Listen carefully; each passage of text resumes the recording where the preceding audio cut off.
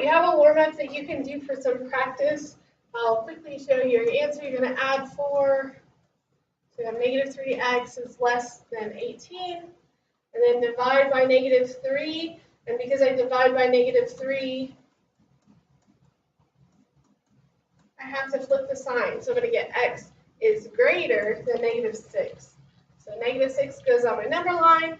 I need an open circle and to the right. So keep in mind that's our inequality, but the next one is just putting something in slope-intercept form. So remember you got to add the 8x. So we get 4y equals 12 plus 8x. And then divide everything by 4. So I have y equals, I'm going to put the x term up front. So 8 divided by 4 gives me 2 times x. And then 12 divided by 4 is a positive 3. So remember when you find your slope, it's the thing with the x. So the slope is 2. Our y-intercept is the constant in our equation, so it's a positive 3. So we're going to need that today as we graph some inequalities. All right, on your guided notes, you'll see determining how ordered pairs, which ordered pairs are solutions. And so the way you know is that a solution to a linear inequality is any point that's in the xy form that satisfies the inequality. So if we look at this first example, we have negative 3, negative 6. We want to see if that is a solution. So this is our x value, this is our y value. So we're going to plug them in for x and y in the equation. So we'll get negative 6 is less than 2 times negative 3 minus 3. So we're going to work this out. We're not going to move things around. We're just going to try to see if the inequality breeds true. So we'll leave the negative 6 in the less than. 2 times negative 3 is negative 6 minus 3. Again, I keep the left the same. Negative 6 minus 3 is negative 9. And is negative 6 less than negative 9? It's not. So we would say that negative 3, negative 6 is not a solution. So if it makes a false statement, it's not a solution. If it makes a true statement, it will be a solution. So if we try the second one, again, the first term is the x, the second is the y. So we're going to plug in 5 for y is greater than or equal to the opposite of x. So negative x means opposite of x, and x is a negative 1 plus 5. So we have 5 is greater than or equal, and then negative 1, the opposite of negative 1 is positive 1. 5 is greater than or equal to 6. Again, that's not true. It's false. So negative 1, negative 5 is not a solution.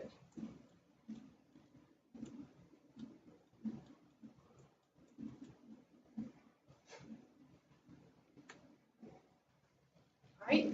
If we are going to graph a linear inequality, the solution to a linear inequality on a graph is any point that falls in the shaded region.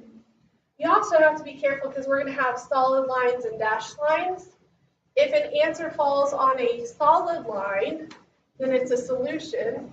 If it falls on the dashed line, it will not be a solution. So that's kind of what this says here. The line's solid, a point on the line is a solution. If the line is dashed, the point on the line is not a solution. So in our picture, we have a solid line. I could tell you what a few solutions would be. That's a solution because it's on a solid line. That'd be the point 0, 1. But then any other point in the shaded region would also be a solution. So 3, 3 is also a solution. So we could stay here all day and write all the ordered pairs for everything that's in that shaded region. How do we graph these linear inequalities? Well, we are going to use the slope and the y-intercept. All right, the line should be dashed, or you could say dotted, if the inequality has like a less than or a greater than, and it's going to be solid if it has less than or equal to or greater than or equal to. To decide where to shade, there's a couple different ways you could do it. One way to do it is to select a point anywhere in the plane. The origin is the easiest. Sometimes that won't work though because it might lie on the line. Test it to see if it's a solution to the inequality and shade in the direction that makes the inequality true. So if we look at this first, we have y is less than or equal to negative 3x plus 1. So we're going to say that our y-intercept is 1 and our slope is negative 3. So we're going to go to our graph, go to 1 and put a point, and then we're going to go down 1, 2, 3 and over 1, down 3 over 1, up 3 over 1, and this one has an equal to here. It's less than or equal to. So we're going to graph this, and we're going to use a solid line because of the equal to. So here's my line.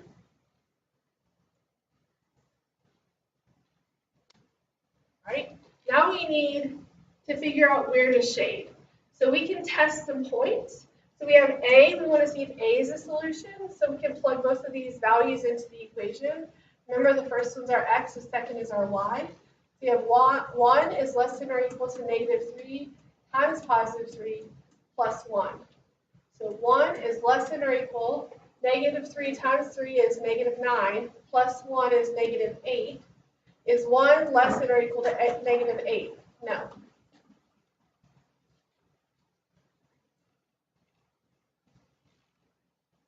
The other one is we have our x and our y. We've got to plug them in and test those as well. So we have negative 2 is less than or equal to negative 3 times negative 2 plus 1. So negative 2 is less than or equal to 6 plus 1, which is 7. And that is true. So negative 2 is in our solution. So A was over here. That's not in our solution. Negative 2 is over here, and it is our solution. So we're going to shade the side that has the B.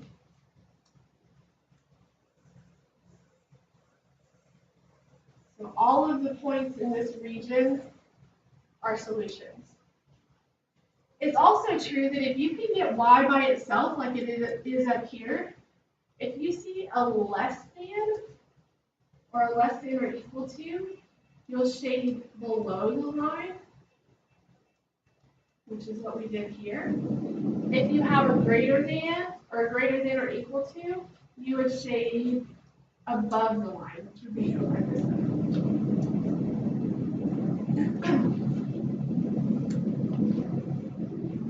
All right, here's another example. So before we solve this one, we are going to take it and solve, or before we graph it, we're going to solve for y. So we're going to subtract 2 from both sides. Have y is greater than 3 over 2x minus 2. So the slope here would be 3 over 2, and my y-intercept would be negative 2. So I go to negative 2, put a point, I rise 3, run 2, rise 3, run 2. I could also fall 3 and go over 2. And because it's greater than, not greater than or equal to, when I draw my line, I'm going to draw a dashed line. I'm going to connect it using the dashed or the dotted line. That's not a great line. Let's try again. All right, so there's my line. And now that I have solved for y, I have y is greater than this. And so that tells me to shade above. So that's above our line. So then anything up there should be a solution. So if we test it out, we're going to plug in 2 and 4 for x and y. So we have 4 is greater than 3 over 2 times 2 minus 2. So 4 is greater. 3 over 2 times 2 is 3, minus 2 is 1. 4 is greater than 1, so this is true. So that's a solution. So 2, 4 is up here. And then B is -4, +1. So we should expect that to be a solution as well. So -4 is greater than 3/2 times -1. Oops, okay, we got to start over. I messed up. I made a mistake. I'm sorry. This is my x, this is my y. So 1 is greater than 3/2 times -4 minus 2. So 1 is greater. 3/2 times -4 is going to give us -6, minus 2 is -8. And 1 is greater than that, so it's also true, which matches up with what we said. All right. When we are given a graph, we can write the equation by identifying the slope and the y-intercept. All right. Determine the sign based on the shading. Remember, shading below would be less than or equal to. Above is greater than or equal to. For the line, dashed is a less than or greater. For solid, it'd be less than or equal to or greater than or equal to. And then we write it in slope-intercept form.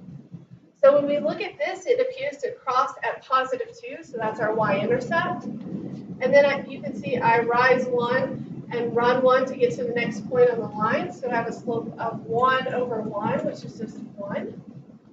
There's shading below the line, so it's a less than, and it's dashed, so I don't have the equal to part.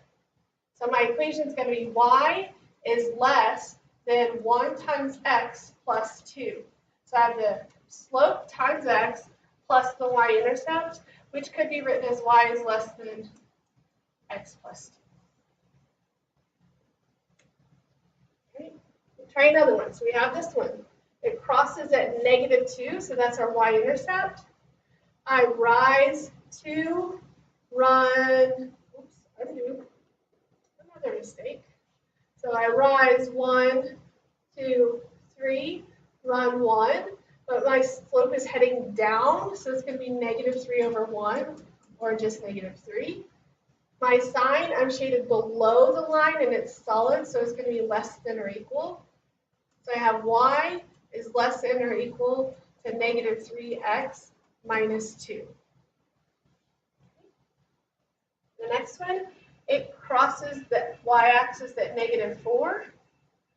And for my slope, I could count up 1, 2, 3, 4 over 1. So I have a slope of 4/1, which is just 4.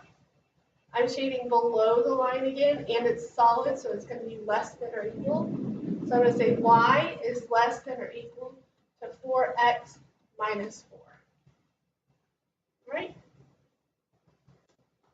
All right, a few more examples. We have y-intercept of 1, slope of down 1/2, so -1/2.